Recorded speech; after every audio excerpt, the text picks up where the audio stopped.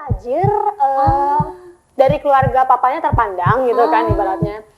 Tapi dia punya kepribadian yang mungkin memang hobinya dia memanfaatkan perempuan.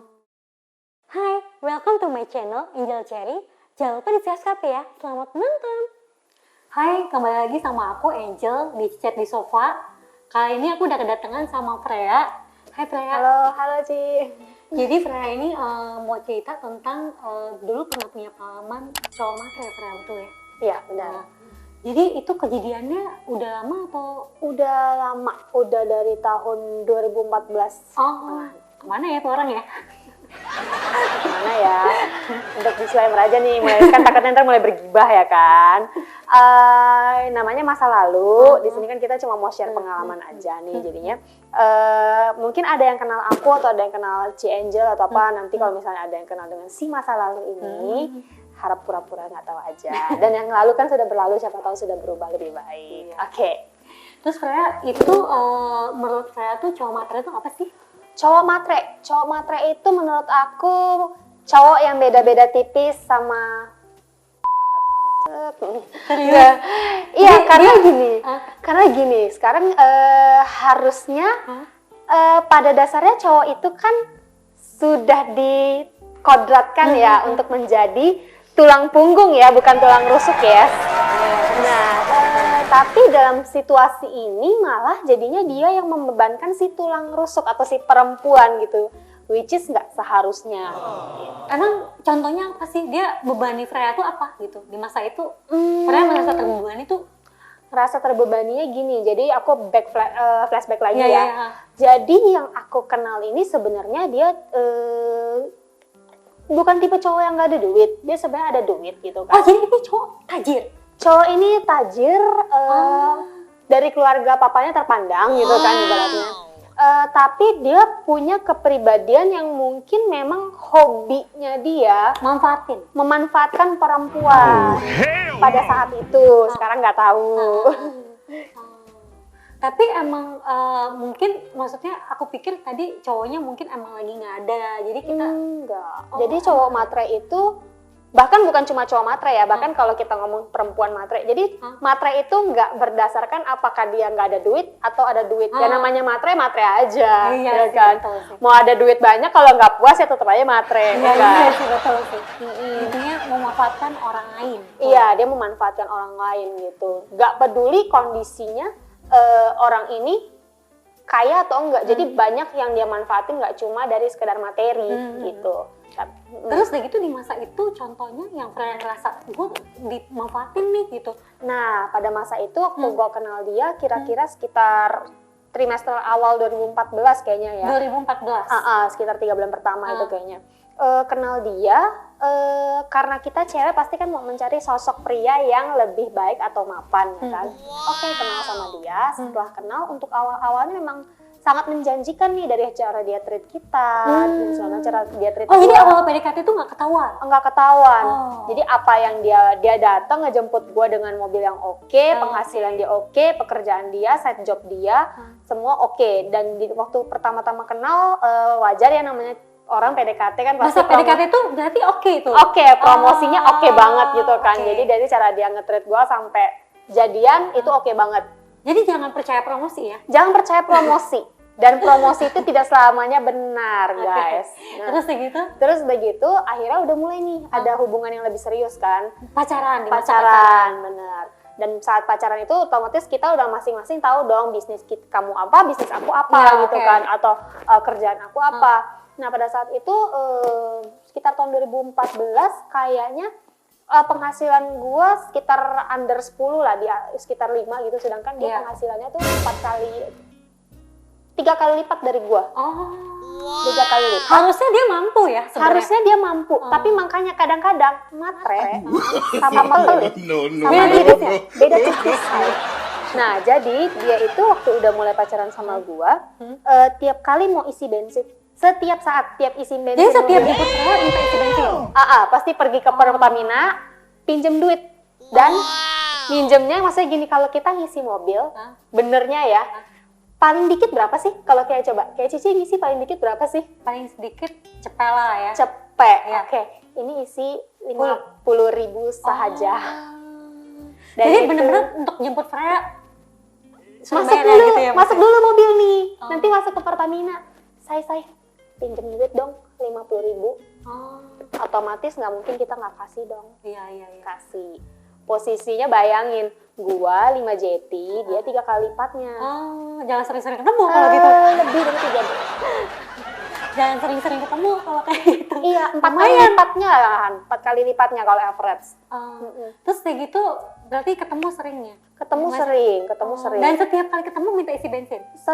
Hampir tiap kayak 3 kali naik mobil atau apa pasti isi bensin. Terus kayak minta bayarin makan juga atau minta beli ini itu? Bayarin makan awal-awalnya masih dia yang bayarin. Oke. Tapi udah mulai belakangan nih mulai nih cari makanannya yang murah gitu kan. Ibaratnya kalau kita ke mall nih nyarinya tuh kayak kantin karyawan. Mungkin dia lagi banyak kebutuhan kali, Freya. Aku tahu nih dia cicilannya apa-apa aja. Oh. Bahkan sebenarnya dia beli rumah pun cash. Dia anti utang-utang. Bayangin berarti betapa mampunya dia dong. Karena dia anti utang-utang klub. Dia beli rumah ada di daerah apa sih itu yang di Jonggol-jonggol itulah yang itu sempet rame gitu kan. Harga 1M, 1,4. Lumayan ya. Itu Harusnya lumayan ya. itu lunas, geng. Dia nyicil. Jadi 50.000 betapa meditnya dia. 50.000 untuk ini terus makan juga. Makan juga. Makan di pinggiran bukan Freya yang bayar kok. Makan di pinggiran awal enggak. Lama-lama pinjem juga. Oh. Luar biasa. Terus gimana caranya pas dari itu kayak berasa dimanfaatin nih, kayaknya udah lama nih digini terus. Jadi selama 6 bulan tuh begitu terus. Dari makan, nonton. Nonton enggak, dia masih ada bayarin. Tapi kalau makan mungkin agak jarang-jarang ya. Cuma misalnya nih kayak sebulan ketemu taruhlah 4-8 kali. Pasti ada aja.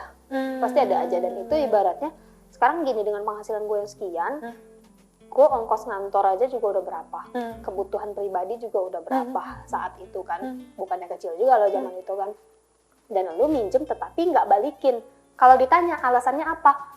Kan aku udah treat kamu jemput pakai mobil, udah treat kamu. Oh, jadi kayak bayar taksi. Naik taksi ya? Bedanya makan sama sopir taksinya. Oke, Terus udah gitu, dia juga ada bisnis sampingan dia yang sebenarnya sih sebelum kerjaan utama memang bisnis ini udah dia jalanin dari dia kuliah. Dia kebetulan udah PR di salah satu negara lain dan dia itu sering sekitar 3 bulan sekali bolak-balik ke sana. Bolak-balik ke sana untuk jualan bacaan buku, jualan media yang berhubungan media yang berhubungan dengan hobi dia ini. Oke, terus untuk sekali dia pameran itu dia bisa jual satu, gue lagi tuh inget berapa eksemplarnya, tapi yang gue inget itu ada satu koper segede gini, segede meja ini, setebel ini, kira-kira segitu. Sekali pulang dari, gue sebut aja negaranya ya, dari Aussie, dia bisa bawa pulang 40 juta. Dari cuma buku itu. dari buku itu aja? Dari buku itu aja. Per 3 bulan sekali? Per 3 bulan sekali. Dan itu dari pekerjaan dia ya? Dia dari pekerjaan dia. Dan kadang-kadang nggak cuma di Aussie, dia juga ikut pameran-pameran kayak di Singapura. Jadi gimana gua yang sebagai cewek nggak berusaha mempertahankan aset ini bagi gua.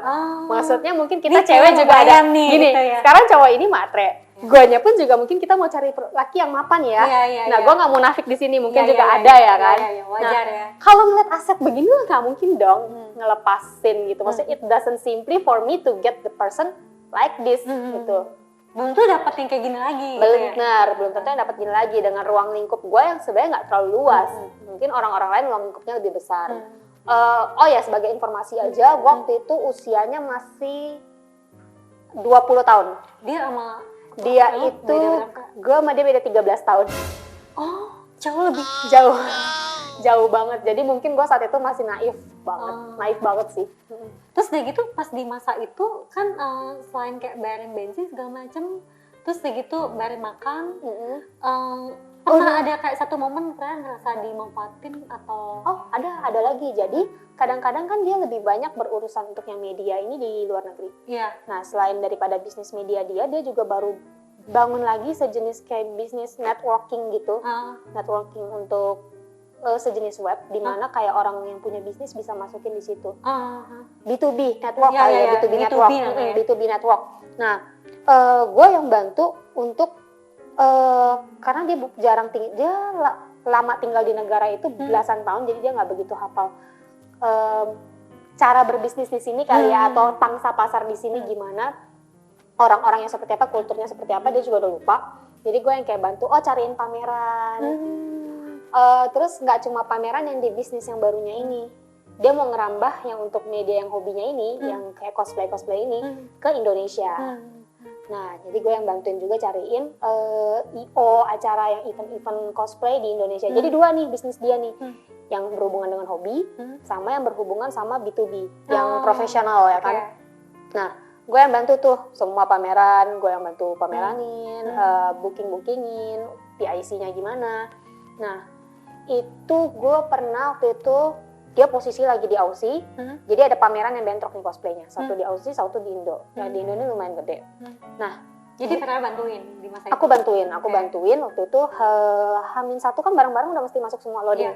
Loading kan, berarti aku nih nggak ada asistennya, dia tuh lagi nggak ada yang bisa. Jadi aku sendiri yang bawa, dengan bodohnya, entah terlalu baik atau terlalu bodoh itu beda tipis. Nah, gue bawain koper yang segede ini, lebih gede dikit lagi ternyata, dari Jakarta Utara ke Jakarta Selatan, ke tempat pameran, dan itu gue angkut sendiri naik busway.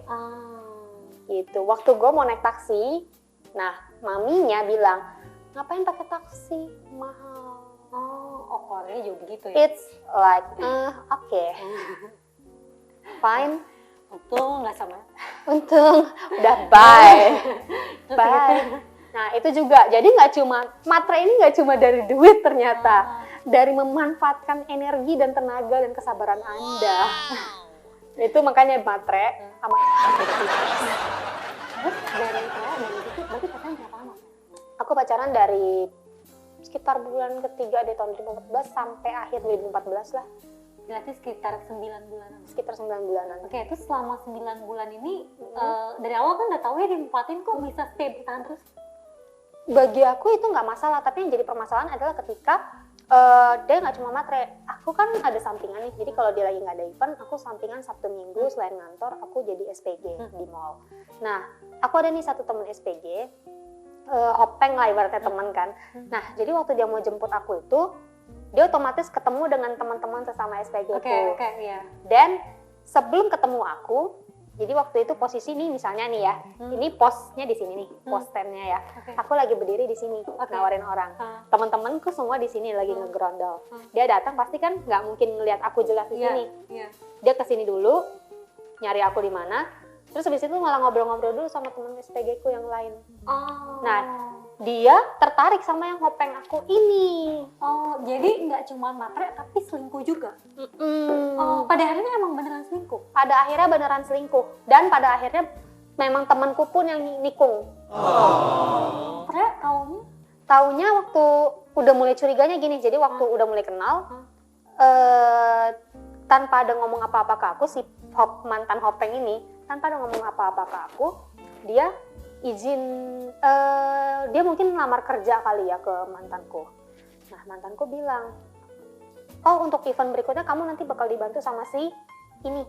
Langsung kayak gue kaget, kapan lo orang bisa kontak-kontakan gitu?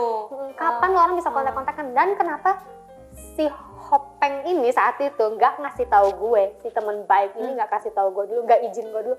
Kayak gue mau kerja di sini nih. Gitu. Gue kayak shock. Kapan kan nih mantan sama temen nih gitu. Nah tapi gue berusaha gini nih ya. Kalau orang mungkin gak langsung ngomel-ngomel kali kan. Iya. Kalau gue mungkin gue berpikir, gue ini udah peralihan mau masuk 20. Mau sampai kapan lagi dibawa segala sesuatu dibawa ngomel-ngomel. Jadi gue berusaha elegan untuk ngomong baik-baik dulu. Kenapa ya, namanya kita elegan, orang juga pasti balasnya ada caranya dong. Dia akan bilangnya gini juga, ya mungkin dia lupa ngasih tahu. Ketemu langsung akhirnya nanya? By chat juga sih. By chat, maksudnya waktu untuk kayak nanya. By chat semua. Gitu. Jadi waktu ketemu malah Freya nggak tanya, ini kok bisa kenal sama? Udah nggak bahas lagi, udah lewat. Karena semua langsung, aku tipe orang tuh yang saat itu ada, ya diomonginnya saat itu. Baik-baik. gitu. Tapi mungkin kalau nggak puas besok-besok ya diungkit. Jadi di masa itu lepasnya itu gara-gara dia selingkuh. Pada akhirnya setelah yang dia matre ini terus dia selingkuh. Itu kan masih awal-awal begitu, masih belum kelihatan jelas. Iya. Jadi aku tuh mendem, untuk alasan kayak gitu aku mendem. Yang bikin putus itu adalah waktu akhir tahun itu dia udah mulai ingkar janji. Dari situ aku mulai kayak yang tadi aku bilang, aku mulai ngungkit-ngungkit lagi semuanya. Ingkar janji dalam hal apa? Ingkar janji, jadi waktu itu dia janjinya harusnya kalau dari Aussie dia pulang langsung ketemu aku. Tapi dia alasannya sibuk atau apa, ternyata pas aku tahu faktanya dia itu lagi sama si Cewek ini ketemu cewek ini duluan. Jadi bagi-bagi waktu. Waktu. Iya. Bisa jadi ya Freya Sabtu dia Minggu gitu ya. Nah, dan untuk tipe ceweknya ini juga dia tipe orang yang nggak peduli ya? Nggak peduli. Dia juga nggak merasa dia ada punya hubungan dengan cowok ini. Mungkin cowoknya sendiri nggak jujur kali. Nggak jujur, dan ceweknya juga tipe orang yang mungkin sama siapa aja dianggapnya masih berteman dulu kali ya. Mungkin dia si mantannya Freya ini, sorry ya, mungkin dia bisa ngomong kayak bukan pacar tuh kayak cuma teman. Ada ngomong pacar, semua orang sih tahu pacar. Cuma makanya dia dengan menjaga hubungan seperti itu di belakang aku, dipikirnya aku nggak akan tahu. Maksudnya lu berteman di belakang gua, dipikirnya nggak akan tahu. Kalau kayak gini kan lu namanya nyimpen bumerang buat kita sendiri gitu. Kalau lu memang care sama gua, gitu. Jadi berarti sebenarnya dia nggak sebenarnya sayang nih sama kayak di masa itu ya? Enggak. Akhirnya di saat itu gua udah memutuskan kan, oke, gua nggak sanggup sama lu, kita stop. Tapi dia kayak nggak terima juga. Jadi itu putusnya ketemu? Chat juga. Oh, chat juga. Jadi setelah gue udah ketemu dia, jadi akhirnya kan ketemu dia dulu tuh, udah ketemu, kok ngerasa ada yang janggal lah intinya gitu kan, ada yang janggal dari dia, dan ada sedikit cekcok, tapi gue diem, nyampe rumah gue berpikir lagi, gue merenungkan lagi, direnungkan lagi, terus dan gue merasa kalau gue ya tipe orang yang kalau ngomong-ngomong hal-hal yang bisa mengundang, gue juga parno sih sama kriminal, jadinya kalau yang bisa mengundang amarah lelaki, kira-kira gue ngomong by chat.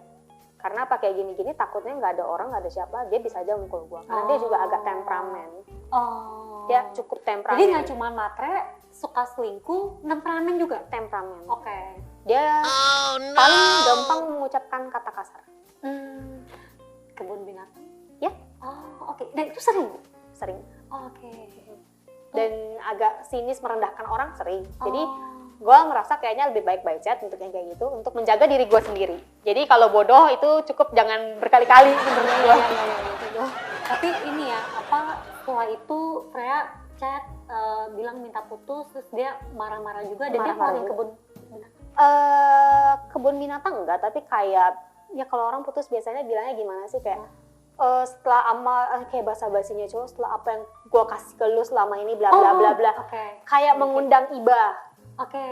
Tapi gue bilang udah, gue nggak mau dimanfaatin lagi, malu gue nggak sanggup. Freya ngomong tuh soal bensin, soal apa segala macam. Iya, gue ngomong. Terus gitu. Betul. Dia shock dong, karena Freya nggak pernah komplain soal itu. Dan after that akhirnya dia juga kayak balikin lagi, lu mau komplain, gue kan kasih lu ini. Ya tapi mikir dong, gaji gue 5 juta Oncom. Lo 20-30. Kayak bahkan lebih kalau lagi ada event. Kayak nggak make sense, udah cukup buat gua terlalu baik dan bodoh sama lu gitu loh. Terus kayak gitu tipsnya biar kalau misal orang yang pernah ngalamin ini, mungkin pasti banyak ya orang di luar sana yang ngalamin tuh ketemu cowok matre, terus kayak gitu dimanfaatin sama cowok. Benar. Terus kayak gitu gimana caranya biar kita tuh kehindar dari cowok-cowok kayak gini gitu, maksudnya biar nggak dimanfaatin ya. Mungkin gue nggak bisa ngomong untuk lo nggak menghindar ya. Pasti lo nggak akan bisa mengenali sinyal-sinyalnya secara jelas. Mungkin lo masih naif, masih denial. Lo pasti akan ketemu, lo pasti akan ngerasain. Tapi jangan pernah ragu untuk cepet-cepet tinggalin. Sayangi diri lo sendiri. Jangan pernah lo mau habisin hidup lo sama orang kayak gini. Karena apa? Kalau udah lu bareng dia, nggak cuma lu yang nanti direpotin, keluarga lu juga bisa, orang-orang sekitar lo, kehidupan lu bisa nggak punya kehidupan yang normal. Jangan pernah ragu untuk ninggalin, dan Mungkin kalau ada yang mikir, aduh gue nggak punya kekuatan sih buat ninggalin dia, ya banyak doa sih, minta dibukain. Minta petunjuk ya? Minta petunjuk Iya, sih. iya, iya. Gue juga kayaknya waktu itu juga doa gitu, maksudnya gue minta petunjuk gitu. Karena gue tipe orang yang kalau pacaran memang kan serius niatnya. Jadi kalau nggak buat hubungan lebih lanjut, buat apa kita pacaran gitu kan. Jadi gue saat itu minta dikasih petunjuk apakah orang ini benar-benar baik apa enggak. Pasti Jadi dikasih. kayak ke depannya tuh Freya tuh udah tahu ya, maksudnya kayak lihat nih cowok lagi deket udah ketahuan, oh kalau matre tuh kayak gini gitu ciri-cirinya. Freya udah tahu belum sih, maksudnya udah kayak, kan orang tuh kalau udah pernah ngalamin banget tuh udah kayak ngeh gitu, oh ketemu cowok dekat sama A, B, C gitu, oh orang kayak gini tuh matre gitu. Akhirnya tahu. Jadi tahu. Akhirnya tahu. Oke, jadi mungkin ciri-ciri kali ya, apa ya, maksudnya ciri-ciri kalau misalnya nih orang biar nggak ngambil hal sama gitu, ciri-ciri orang matre itu kayak apa sih? Orang matre itu paling gampangnya ya. Jadi kelihatannya deh, maksudnya kalau misal si ceweknya gitu ketemu cowok kan lagi PDKT gitu, biar nggak ketipu deh, kasar ngomong gimana? Lebih banyak minta daripada memberi. Oh benar. Sama kalau Jadi cewek udah pinta ya? kalau cowok lebih banyak minta daripada memberi sama nuntut. Sama kalau kayak memberi itu nggak ikhlas gitu, kayak perhitungan. Itu udah pasti dia matre. Tapi dari PDKT belum ketahuan ya? Dari PDKT nggak akan ketahuan. Jadi Karena mereka pinter untuk menjual dirinya itu ya mereka akan keluar. Promosinya jago ya? Iya, sekarang kayak lo jualan, gue keluarin modal buat lo, nanti baru gue balik modal. Oh iya. Gitu. Bener. Mungkin dihitung juga kali dari PDKT kenal keluarin berapa. Terus gitu. Pernah, ya, dia pernah ngomong kayak pernah gitu. ngomong gitu? Pernah. Waktu baru kenalan gue ngajak lu makan steak di sini-sini. Gue nggak minta ya. Tolong. Itu ngomong langsung. Itu ngomong langsung. Itu jadi berantem. Itu jadi berantem. Itu bumerang benar-benar gede. Iya, Tapi ya bagus lah. Iya. Emang harus ada. Iya. Tapi bagus sih kalau misal orang tuh pernah ngalamin hal kayak gini, jadi kan nggak bodoh gitu. Nggak ke depannya. bodoh, bener. Jadi buat yang lain juga yang nonton biar dapet juga pelajarannya ya Freya. Pelajarannya. Dapat pelajarannya biar nggak kejadian sama kayak gini lagi ya Freya. Iya. Jadi cukup kita aja. Cukup di Freya ya. Cukup di Freya aja Iya. yang mengalami. Jadi kalau misal ada yang kalau di depan kalau misal di depannya udah minta-minta, kalau misal di depannya udah hitung-hitungan, udah stop. Apalagi kalau pakai alibinya, aku mau ngetes kamu nih perempuan matre apa enggak. Masa cuma aku doang yang keluar, kamu enggak? Oh tolong, no. Kecuali kalau memang dia jatuh miskin, kita yang bantu, namanya kita sebagai penolong yang sepadan, Iya. boleh. Tapi kalau lagi, ya cowok, mohon tahu diri juga ya. Jadi curcol ya di sini ya. Iya. Oke, thank you Freya Ya, buat sama-sama. Thank ininya, you, Ci. buat kehadiran di sini. Moga-moga buat yang lain setelah nonton ini nggak jadi bodoh. Kalau bisa ketemu cowok yang minta-minta atau yang ngetes, say no dari awal. No. Ya, aku juga nggak agree sih dengan terus ini. Jadi cukup di Freya aja. Jangan sampai yang lain juga ngalamin hal sama. Ya, oke, sekian dulu dari kita. Bye-bye. Hai, thank you sudah menonton video ini sampai habis. Jangan lupa di like, comment, subscribe di sini. Dan jangan lupa untuk share ke semua teman-teman kalian. Bye-bye.